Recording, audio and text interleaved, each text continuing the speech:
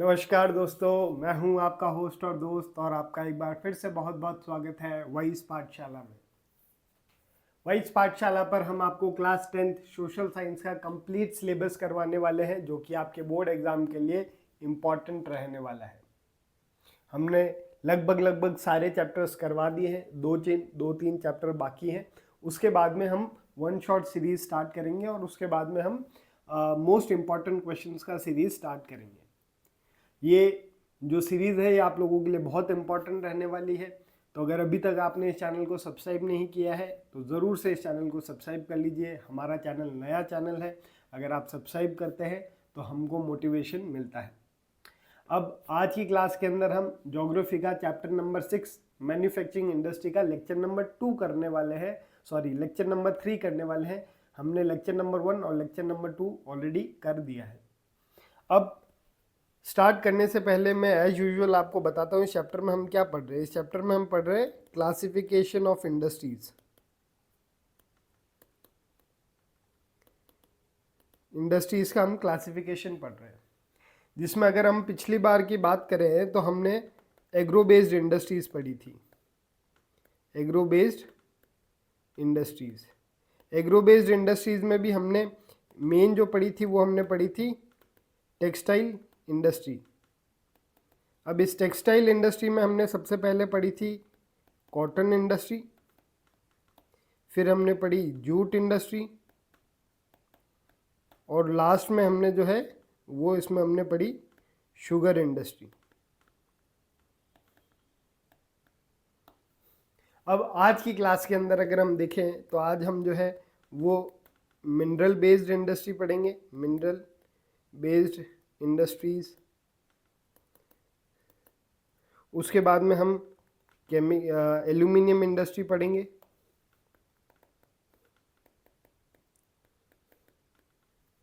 Aluminium industry पढ़ेंगे। उसके बाद हम केमिकल इंडस्ट्री या फर्टिलाइज़र इंडस्ट्री पढ़ेंगे, फर्टिलाइज़र इंडस्ट्री। फिर हम केमिकल इंडस्ट्री पढ़ेंगे। उसके बाद में हम सीमेंट इंडस्ट्री पढ़ेंगे, सीमेंट इंडस्ट्री।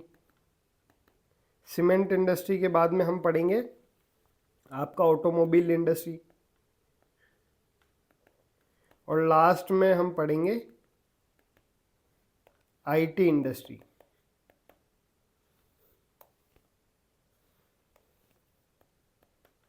लास्ट में हम पढ़ेंगे आईटी इंडस्ट्री। तो आज की क्लास के अंदर हम ये सारी इंडस्ट्रीज पढ़ लेंगे। उसके बाद में हमारा जो टॉपिक बचेगा वो बचेगा हमारा इंडस्ट्रियल पोल्यूशन का। इंडस्ट्री से कैसे कैसे पोल्यूशन होते हैं और उनके हमारे पास क्या क्या सोल्यूशन हो सकते हैं उसके बारे में हम जानेंगे। तो चलिए स्टार्ट करते हैं। Mineral based industries, mineral based industries होती क्या है? डेफिनेशन अगर देखोगे, industry using minerals and metals as a raw material are called mineral based industries. For example हो गया इसका आयरन और steel industry, aluminium industry, cement industry, copper industry, machine tools, petrochemicals etcetera etcetera. हमने अभी तक जितनी भी ये पढ़ी है ये सारी जो है आपकी मिनरल बेस्ड इंडस्ट्रीज है, सिर्फ आईटी इंडस्ट्री को छोड़कर, क्योंकि इनके अंदर सब में मिनरल्स और metals as a raw material use होता है। अब सबसे पहली जो मिनरल बेस्ड इंडस्ट्री है वो है आपकी आयरन और स्टील इंडस्ट्री। आयरन और स्टील इंडस्ट्री को हम जो है बेसिक या बैकबोन इंडस्ट्री भी बोलते हैं। क्यों बोलते हैं? क्योंकि आयरन से बाकी सारी इंडस्ट्रीज डेवलप होती है। सारी इंडस्ट्री में आपको लोहा चाहिए, स्टील चाहिए, तो ये आपको मिलती कहाँ से? आपको आयरन और स्टील से, इसलिए हम इसको बैकबोन या बेसिक इंडस्ट्री भी बोलते हैं। Provide machinery to other industries heavy, medium and light. क्यों बोलते हैं इसका रीजन नीचे दिया हुआ है, इसको आपको असर्शन और रीजन वाले क्वेश्चन में भी इसका जो है वो क्वेश्चन आ सकता है। यूजेस क्या है? Used in making engineering goods, construction material, defence equipments, scientific instruments and consumer goods. बहुत सारे इसके यूजेस हैं आयरन और स्टील के। इंडिकेटर ऑफ डेवलपमेंट, अब ये जो आयरन और स्टील इंडस्ट्री है इसको आप as a indicator of development मान सकते हैं। क्यों मान सकते हैं? फॉर एग्जांपल, आपके देश में जितना आयरन और स्टील का प्रोडक्शन हो रहा है, इसका मतलब आपके देश में ज़्यादा काम हो रहा है। ज़्यादा काम हो रहा है इसका मतलब लोगों की डिमांड ज़्यादा है। लोगों की डिमांड ज़्यादा है इसका मतलब लोगों की इनकम ज़्यादा है। तो जितना आप स्टील कंज्यूम करते हो, मान के चलते हैं कि देश उतना ही डेवलप है। आप कंज्यूम क्यों करते हो? क्योंकि आपकी डिमांड होती है। The production and consumption of steel shows the industrial development of a country. तो ये आपका जो है वो अगर कॉम्पिटेंसी बेस्ड क्वेश्चन में 5 नंबर का सवाल बन सकता है कि आयरन और स्टील इंडस्ट्री को हम जो है इंडिकेटर ऑफ डेवलपमेंट क्यों मानते हैं? क्योंकि जितना आपकी आयरन और स्टील इंडस्ट्री बढ़ेगी, इसका मतलब बाकी इंडस्ट्रीज बढ़ रही है। क्यों बढ़ रही है? क्योंकि बाकी इंडस्ट्री का जो एज अ रॉ मटेरियल है वो कहाँ से जाएगा? आपका आयरन और स्टील इंडस्ट्री में।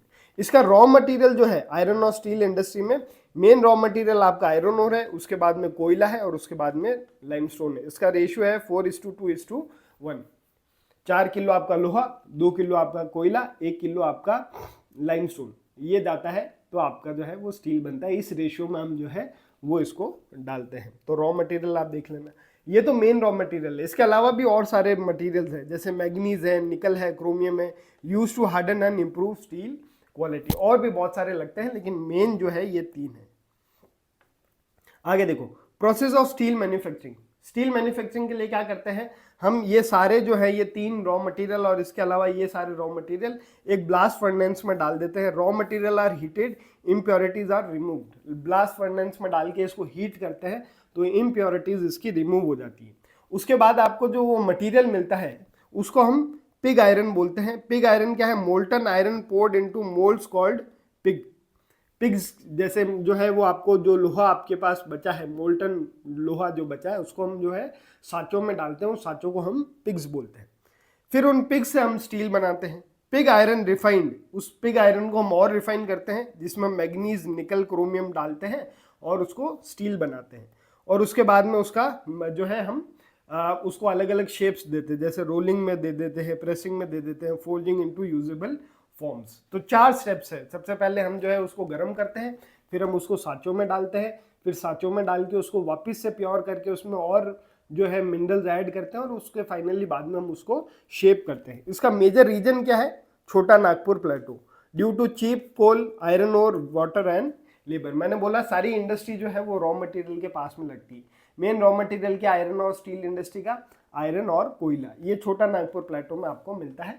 इसके अलावा भी बहुत सारे फैक्टर्स है, जैसे चीप लेबर हो गया, तो आपको उस रीजन में सस्ता जो है लेबर भी मिल जाता है। उसके बाद हम देखें तो एल्यूमिनियम इंडस्ट्री आ जाती है। इंपॉर्टेंस क्या है? ये second most important metallurgical industry after steel.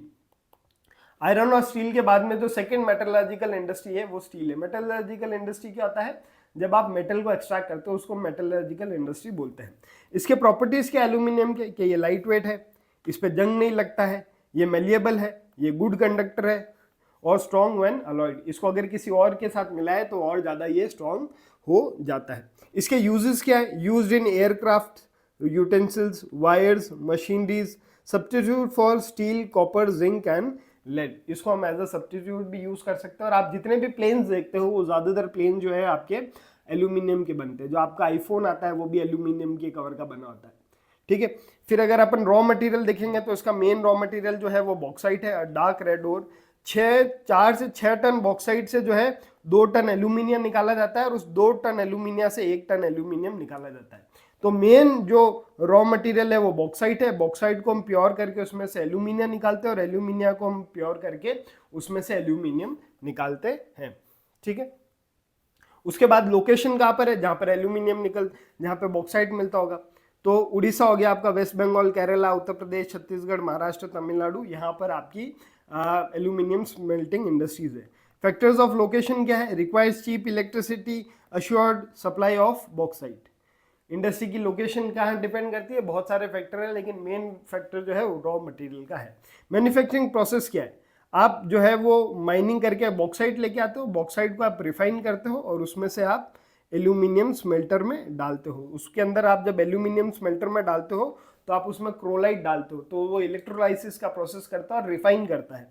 Used as a electrolyte. Consume 18,600 kilowatt electricity per ton of aluminium.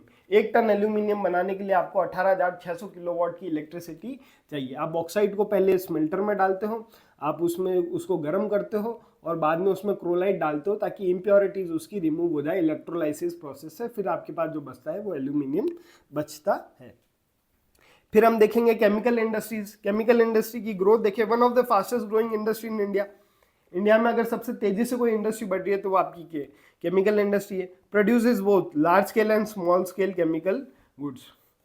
ठीक है, टाइप्स ऑफ केमिकल क्या है, एक है इनऑर्गेनिक, एक है ऑर्गेनिक।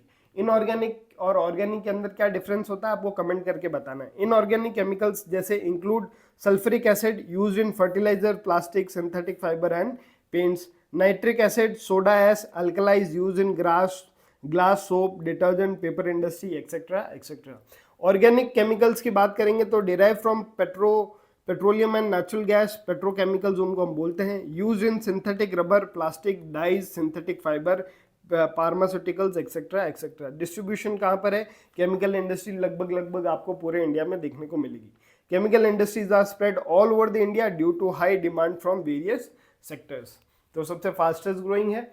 हम large scale, small scale chemicals भी बनाते हैं, हम ऑर्गेनिक, इनऑर्गेनिक केमिकल्स बनाते हैं। ऑर्गेनिक इसमें यूज होते हैं, इनऑर्गेनिक कहाँ पर यूज होते हैं, डिस्ट्रीब्यूशन का है ऑल ओवर इंडिया। उसके बाद हम फर्टिलाइजर इंडस्ट्री की बात करेंगे।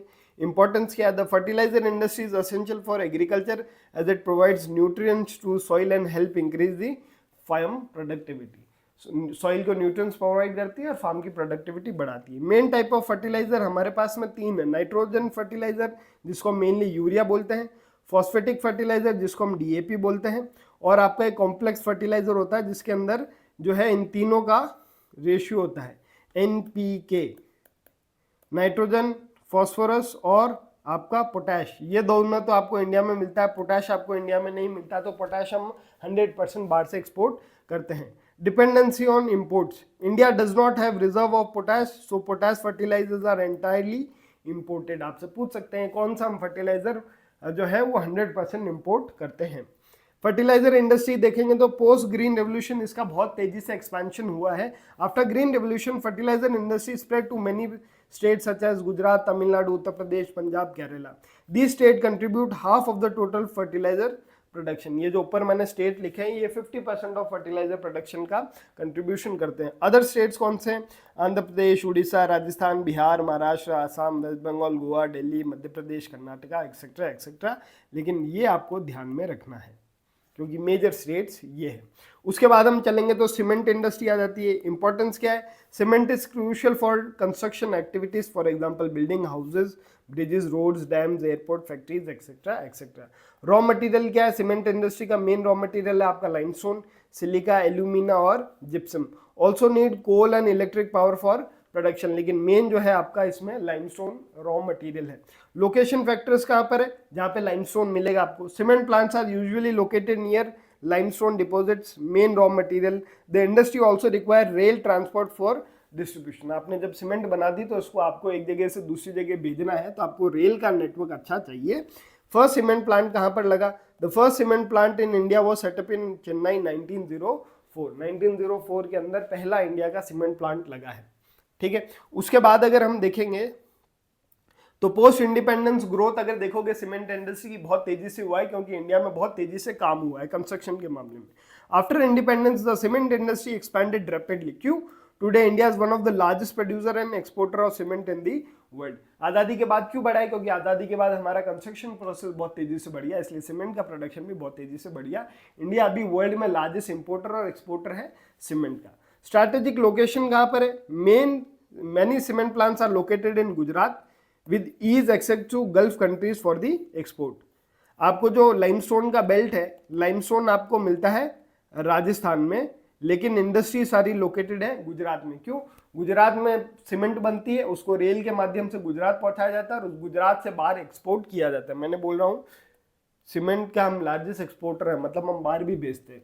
तो जो है राजस्थान में ज़्यादातर सीमेंट इंडस्ट्रीज है, लोकेटेड राजस्थान में, लेकिन हेड ऑफिस सारे गुजरात में। गुजरात में क्यों है, क्योंकि गुजरात से उनको एक्सपोर्ट करने की फैसिलिटीज आसानी से मिल जाती है। उसके बाद हम देखेंगे तो ऑटोमोबाइल इंडस्ट्री। इंपॉर्टेंस क्या है, automobile provide fast and flexible transport of goods and passengers, include trucks, buses, motor cycle, scooters and multi utility vehicle, MUV। आप अगर कभी टोल टैक्स पे देखा होगा तो वहां पर लिखा हुआ होता है MUV क्या होता है। लिबरलाइजेशन इम्पैक्ट क्या है, लिबरलाइजेशन के बाद में इंडिया में ऑटोमोबाइल इंडस्ट्री की ब्रांड्स बढ़ गए।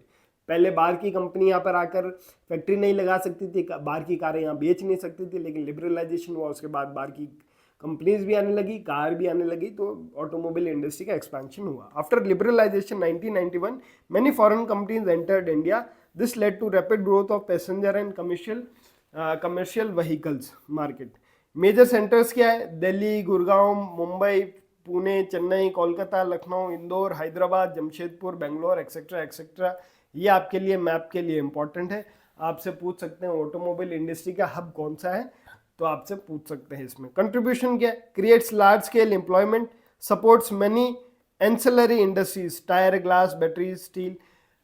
ऑटोमोबाइल इंडस्ट्री का फायदा क्या है? एक तो ये एम्प्लॉयमेंट देता है, और ऑटोमोबाइल इंडस्ट्री बाकी इंडस्ट्रीज को भी ग्रो करने में मदद करता है, क्योंकि ऑटोमोबाइल इंडस्ट्री में और बहुत सारी चीजें लगती है। फॉर एग्जांपल जैसे आपको हेडलाइट बनानी है तो ग्लास इंडस्ट्री काम कर रही है वहाँ पे, टायर बनाना है तो वो इंडस्ट्री काम कर रही है। ऐसे बहुत सारी इंडस्ट्रीज को भी फायदा मिलता है जब ऑटोमोबाइल इंडस्ट्री डेवलप होती है। उसके बाद हम देखेंगे information technology and electronic industry, IT industry जिसको बोलते हैं। ये अभी एक तरह की नई इंडस्ट्री है और इंडिया इसमें बहुत अच्छा कर रहा है। ये एक तरह की सर्विस है, सर्विस बेस्ड इंडस्ट्री है, जिसमें आप एक सामान बनाते हैं, सामान बेचते हैं और उसकी आप सर्विस प्रोवाइड करते हैं। Product cover produce wide range of products, for example transistors है, television, telephone, cellular system, computer and radars. Importance क्या है? Supplies essential component to the telecommunication and computer sector, plays a key role in modern communication and automation. Major centres क्या है? ये भी आपके map के लिए इंपॉर्टेंट है, तो इसको भी याद रख लेना। बेंगलोर आपका known as electrical capital of India. Other centres क्या है? Noida, Delhi, Hyderabad, Pune, Chennai, Kolkata, Lucknow, Coimbatore, etcetera etcetera. Impact क्या है? contribute significantly in employment generation. The contribution of hardware and software development has made India global IT hub. India एक ग्लोबल IT हब है, हम बहुत सारी चीज़ें बाहर बना के बेचते हैं और उसकी सर्विसेज भी हम प्रोवाइड करते हैं। तो ये था हमारा आज का चैप्टर, जिसके अंदर हमने सबसे पहले आयरन और स्टील इंडस्ट्री के बारे में पढ़ा, फिर हमने जो है वो एल्यूमिनियम इंडस्ट्री के बारे में पढ़ा, फिर हमने फर्टिलाइजर इंडस्ट्री के बारे में पढ़ा, फिर हमने सीमेंट इंडस्ट्री के बारे में पढ़ा, फिर हमने ऑटोमोबाइल इंडस्ट्री के बारे में पढ़ा, और लास्ट में हमने जो है आईटी इंडस्ट्री के बारे में पढ़ा। अब नेक्स्ट क्लास जो आएगी उसके अंदर हम जो है इंडस्ट्रियल पोल्यूशन की बात करेंगे और उसके सोल्यूशन की बात करेंगे। नेक्स्ट लेक्चर जो आएगा वो आएगा हमारा वेडनेसडे शाम 4 बजे। ठीक है, आपको अगर इसका पीडीएफ चाहिए अभी जो मैंने बताया, हालांकि इसमें समझाने का कुछ नहीं, आपको रटना है। अगर आपको इसका पीडीएफ चाहिए तो नीचे डिस्क्रिप्शन बॉक्स में टेलीग्राम का लिंक दिया हुआ है, वहां से जाकर आप ये सारे पीडीएफ डाउनलोड कर सकते हैं। अभी तक हमने जितने चैप्टर्स करवाए हैं या जितने चैप्टर्स करवाने वाले हैं सबके पीडीएफ आपको वहां पर मिल जाएंगे। अब आपके एग्जाम बहुत पास में आ गए तो आपको टाइम वेस्ट नहीं करना है, अपनी जो तैयारी है। मैं बोलता हूं कि अगर आपने पूरे साल कुछ भी नहीं पढ़ा और अगर आप आज किताब लेके बैठते हैं, आज शुरुआत करते हैं, तो भी आप आराम से 90+ मार्क्स लेकर आ सकते हैं। बस आपको थोड़ी सी मेहनत करने की ज़रूरत है। 10th क्लास बिल्कुल हार्ड क्लास नहीं है, बहुत ईजी से 90 मार्क्स इसमें स्कोर कर सकते हैं। बस शर्त यह है कि आप वो मेहनत करने के लिए तैयार है या नहीं। बहुत कम मेहनत से आप बहुत अच्छा आउटपुट ले सकते हैं क्लास 10th में। अभी तक अगर आप सीरियस नहीं थे तो ये राइट टाइम है आपके सीरियस होने का, क्योंकि आपके 10th की मार्कशीट, आप कहीं पे भी बाहर जाते हैं तो आपके सबसे पहले 10th की मार्कशीट होती है। आप मान लो बाद में जाके कोई सर्टिफिकेट भी बनाते हो तो उसमें भी 10th की मार्कशीट मानते हैं। आपकी शादी होती है उसमें भी 10th की मार्कशीट मानी जाती है। तो 10th की मार्कशीट आपकी 12th की मार्कशीट से ज़्यादा इंपॉर्टेंट है। आपने जो 10वीं में किया वो आपके साथ लाइफ टाइम तक रहता है, क्योंकि 10वीं की मार्कशीट आपके हर फील्ड में, हर जगह आपसे पूछी जाती है, हर जगह आपके काम आती है। तो अगर अभी तक आप सीरियस नहीं थे तो थोड़ा सा सीरियस हो जाइए। अभी आपके पास में बहुत अच्छा टाइम है, आप बहुत अच्छा स्कोर कर सकते हैं। तो ये था हमारा आज का चैप्टर। आई होप आपको आज का चैप्टर बढ़िया लगा होगा। अगर आपको आज का चैप्टर बढ़िया लगा तो इस चैनल को ज़रूर से लाइक कीजिए, शेयर कीजिए, सब्सक्राइब कीजिए। हमारा ये चैनल नया है, अगर आप सब्सक्राइब करते हैं तो हमको बेहतर कंटेंट लाने का मोटिवेशन मिलता है। हम मिलते हैं आपको वेडनेसडे शाम 4 बजे। तब तक के लिए जय हिंद, जय भारत।